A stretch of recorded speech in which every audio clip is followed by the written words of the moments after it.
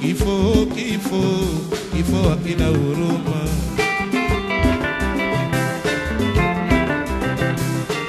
Although his voice had the strength of flying high, to penetrate and to be heard all across the globe, but his prayers to the angel that takes away the human breath did not spare him.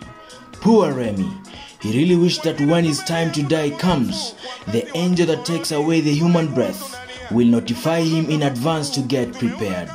However, Remy's wishes were not granted to him by the Almighty God. Kifo, kifo, kifo Akina huruma. Remmy Ongala was born in Kindu in 1947 in the Democratic Republic of Congo, where the hardships of his early life had a profound effect on his later songwriting. Both his parents had died by the time he was 9 years. He was introduced to music by his father, a singer and an exponent of the sanza, a traditional thumb piano, and after dropping out of school joined Bantu Success at the age of 17 years old.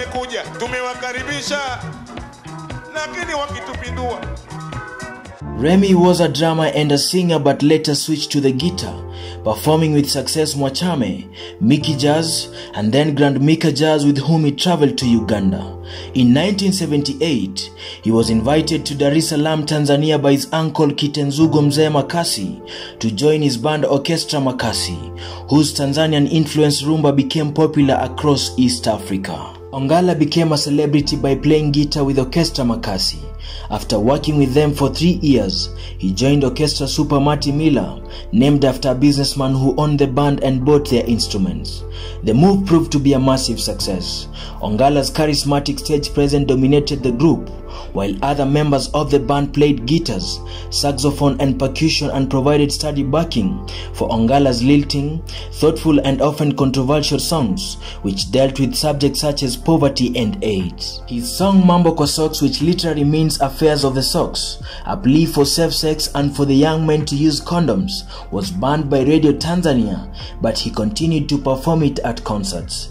Several of his songs were critical of the country's elite, and the government considered expelling him on immigration grounds, but changed its thinking as Ongala became increasingly successful. This led to him being granted Tanzanian citizenship instead. In the late 1980s, Ongala claimed, and I quote him, "I am successful in Tanzania because I write about serious topics. The lyrics are the most important part. All my songs have meaning. I once lived in trouble. Food was a problem and I picked up the bread that others had thrown away. All the songs result from the difficulties that I had in the past. I speak out for my fellow brothers." End of quote.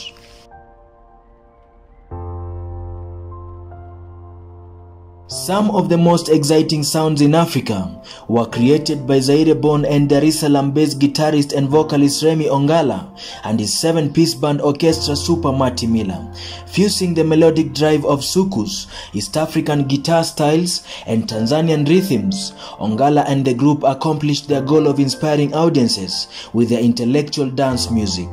Remmy Ongala also spoke out for fellow musicians and would often walk through the markets in Dar es Salaam, denouncing the stallholders who sold bootleg tapes. According to his friend, the music writer Ronnie Graham, this was an event guaranteed to attract a big crowd, as he explained the importance of copyright to one and all. He was angered when his adopted country reintroduced a Miss Tanzania contest and hit back by organizing an Ugliest Man competition, which he won. After all, his nickname was Surambaya, which literally means ugly face. East African musicians were rarely successful in Britain as compared to West Africans and South African artists, but Ongala became known in the UK thanks to Peter Gabriel's Real World record label and the WOMAD festival, which he visited regularly. In May 1989, he and Orchestra Super Marty Miller traveled to the UK to make their first recording outside Africa for Real World.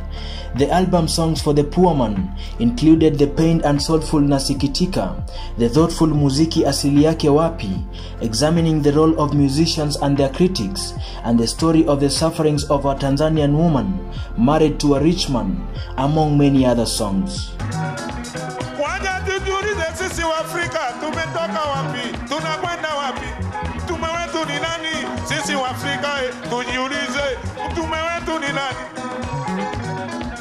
After years of singing and entertaining, Remmy Ongala finally saw the light in 2007 and ditched world music for gospel.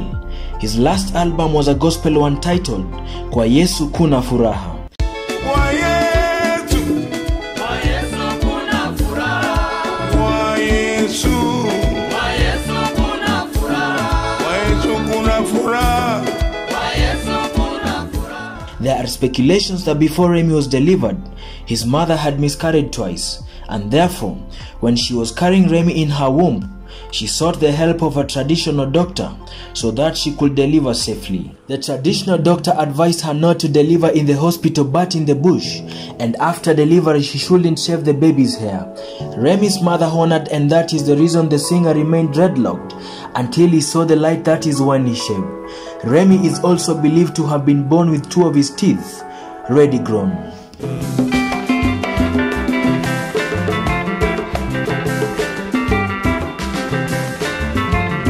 Today I just want to notify each one of us some of the many things that many of us do not know about Ramadhan Mtoro Ongala, famously known as Dr. Remmy Ongala. Be on the nose, since Remmy Ongala was born in the year 1947. He never shaved his hair till the year 2003 when he shaved for the first time. This was because he suffered various illnesses for a very long period of time, and this made him also to give his life to Jesus, shaving his long dreadlocks. Did you know Dr. Remmy Ongala preferred for him to be called Remmy the Ugliest Man? And did you know that Remmy Ongala was the pioneer of the Ugliest Man competition in Tanzania? I tend to believe you now know the reason. Tanzanians need to thank Dr. Remmy Ongala for them having bongo flavor today.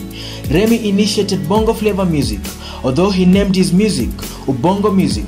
This was because his music was full of messages that enticed his crowds.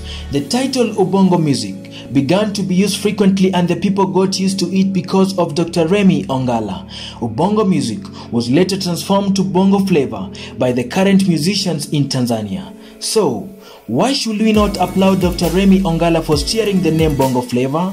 Take that and hide it at your corner. Remmy Ongala has only 2 records that have never been broken by either Diamond Platnumz or Ali Kiba. Yes, take it because it's a fact. One of his many hit songs, Remmy Ongala, was called Kipenda Roho. Kipenda roho. Kipenda roho. Kipenda roho. Kipenda roho la nyama bichi. What you don't know is that this song has been used in one of the most famous films in the world known as Natural Born Killers.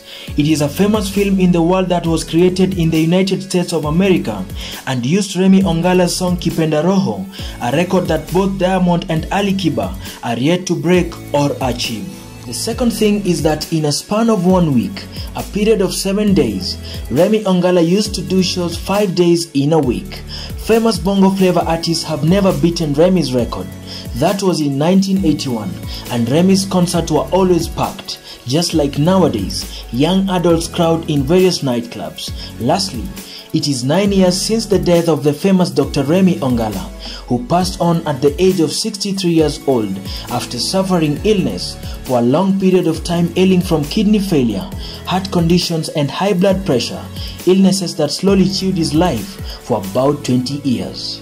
Dr. Remmy Ongala got married to his English wife Tony, a former PE teacher at the Tanzania International School, in the year 1979. They lived in a modest bungalow with their 4 children, Jessica, Kali, Aziza and Seame, and a menagerie of dogs, cats and parrots. Dr. Remmy was modest, magnanimous, generous, open and honest, as you can hear in his music.